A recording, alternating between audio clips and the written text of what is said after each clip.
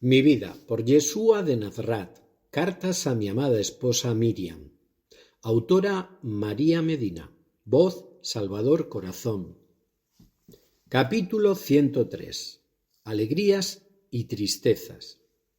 Y una tarde nos encontrábamos hablando en paz sobre una de las suaves colinas de nuestra tierra, y aunque todos escuchaban, luego cada uno opinaba sobre lo que había oído, unas veces para estar en desacuerdo y otras para solicitar más explicaciones.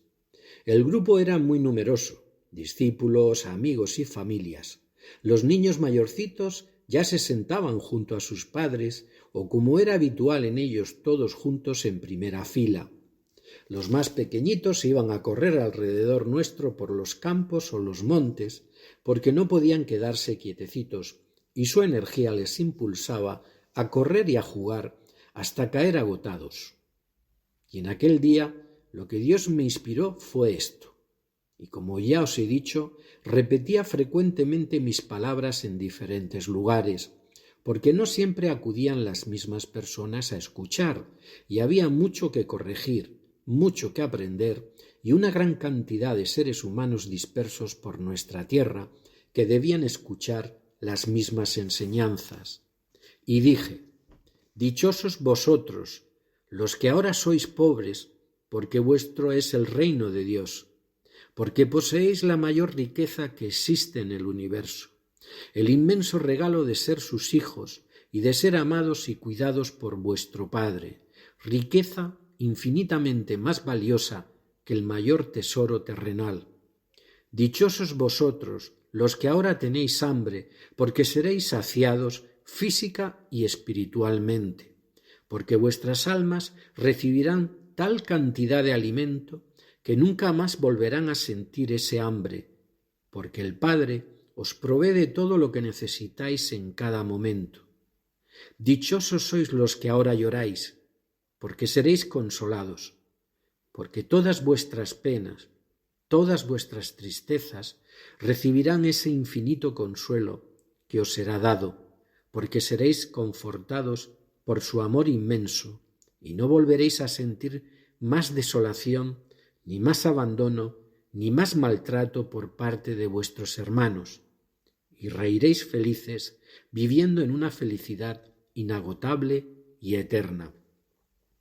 Dichosos seréis cuando os aborrezcan, cuando se rían de vosotros, os insulten y os maltraten como si fueseis malos, cuando sufráis ese trato por mi causa, porque os aseguro que vuestra recompensa será muy grande en el reino de los cielos, porque vuestro amor será altamente recompensado, porque la tierra aún está llena de odios, envidias, guerras e injusticias, y muchos de vosotros las estáis sufriendo ahora, pero cuando llegue el día recibiréis vuestra recompensa, la riqueza, la risa, la saciedad, la alegría, la paz y el reconocimiento del Padre frente a tanta injusticia vivida aquí y ahora por causa de los otros hombres que no pertenecen al Padre.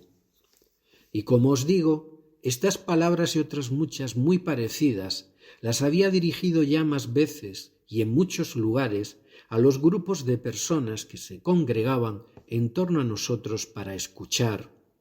De ahí la confusión que se ha creado en cuanto al sitio en el que fueron pronunciadas, en un monte, en un llano, en muchos sitios, amados míos, en varios pueblos de la Galilea y de otros países, porque era algo que todos necesitaban saber y para mí era muy importante enseñarlo.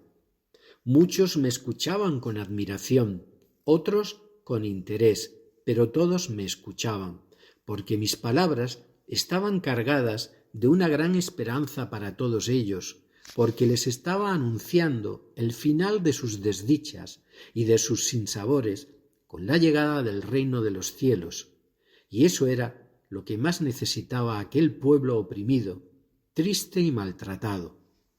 Y no solo me estoy refiriendo al trato que estaban recibiendo en aquellos tiempos, sino al que habían recibido antes, por causa de la maldad que estaba instalada en la tierra desde muchos siglos atrás. Pero aquellos pobres seres eran herederos de todo esto y no habían tenido la capacidad necesaria para darse cuenta y salir de este penoso estado. No sabían que tenían la capacidad de alcanzar su felicidad y su bienestar entonces y en la tierra. No conocían su esencia como hijos de Dios, pensaban que no eran nada, que tenían que sufrir y resignarse a su eterno sufrimiento. Y esto no es así, amados míos. Nadie se lo quiso enseñar, nadie se lo había hecho conocer antes, pero la infinita compasión del Padre había hecho posible mi venida entre los hombres, para sacarles de esa situación, para llevarlos hacia una vida mejor, en espera de la que les estaba reservada después de su marcha de la tierra hacia las moradas de Dios. Y agregué: y ay de vosotros, los que vivís plenamente dedicados a conseguir riquezas, porque ya habéis recibido vuestra recompensa. Y ay de los que ahora reís, porque llegará el día en el que os lamentaréis y lloraréis. Y ay del que ahora está saciado y vive dando la espalda al hambre de sus hermanos, sin ayudarles, saciándose únicamente él, porque ese también ha recibido su recompensa. No le esperará ninguna otra. Y ay también de aquellos que solamente reciben alabanzas y parabienes por parte de los demás hombres, porque esto es totalmente falso, son actitudes engañosas que sus padres ya utilizaban hacia los profetas, porque muchas veces fueron falsos seguidores, falsos aduladores de estos hombres justos. Nunca os creáis las palabras huecas de alabanza, porque el hombre que aprecia sinceramente desde su corazón lo que hace otro, ese no necesita decírselo, sino que lo expresa desde el fondo de su alma, sin más palabras vanas, que se lleva el viento y que sólo consiguen halagar los egos de los que las aceptan. Guardaos de estas huecas alabanzas. Como veis, amados míos, esta no era la primera vez que yo había enseñado esto, pero a lo largo de tantos años y de tantos lugares por los que pasamos, transmitiendo la verdad de Dios y tanto nuevo y perfecto conocimiento, hubo muchas veces en las que se repitió la misma enseñanza, con algunas variaciones, pero en el fondo con el mismo mensaje. Siempre interpreté las Escrituras sin alejarme ni un milímetro de la verdad, pero siempre también improvisé a la hora de dirigirme hacia los que me escuchaban, porque mi discurso dependía del auditorio, de su capacidad de comprensión, de su nivel cultural y de muchos otros factores. Y siempre recibía la inspiración del Padre, que era quien me hacía hablar en cada momento con las palabras justas que los que oían necesitaban escuchar. Y continué hablando de la importancia de no guardar rencor hacia nadie por los daños y los desprecios que os hayan hecho, por sus faltas de comprensión y por sus egoísmos, por sus malas palabras o por sus actuaciones. Nunca quise decir que no os pudierais defender, sino que lo que no era correcto era responder a una ofensa con otra ofensa, a un acto violento con otro acto violento, porque esa energía emitida aumenta la violencia, aumenta el rencor e impide que el hombre pueda vivir en paz, libre de malos pensamientos y con una losa y un oscuro velo sobre él que no permite que pueda disfrutar plenamente de la luz del Padre, de su propia luz. Y porque también las memorias colectivas que se crean con estas respuestas y actitudes atrapan a los seres humanos, siendo mucho más difícil desprenderse de sus oscuras consecuencias. Os dije que había que tratar a los demás como os gustaría que os tratasen a vosotros, principio fundamental del amor entre hermanos. Os dije que debíais apartaros de toda venganza y de todo resentimiento, para que el alma no quede atrapada en estos sentimientos, porque los primeros perjudicados ibais a ser vosotros mismos, viviendo en la amargura que producen los estados de venganza y resentimiento.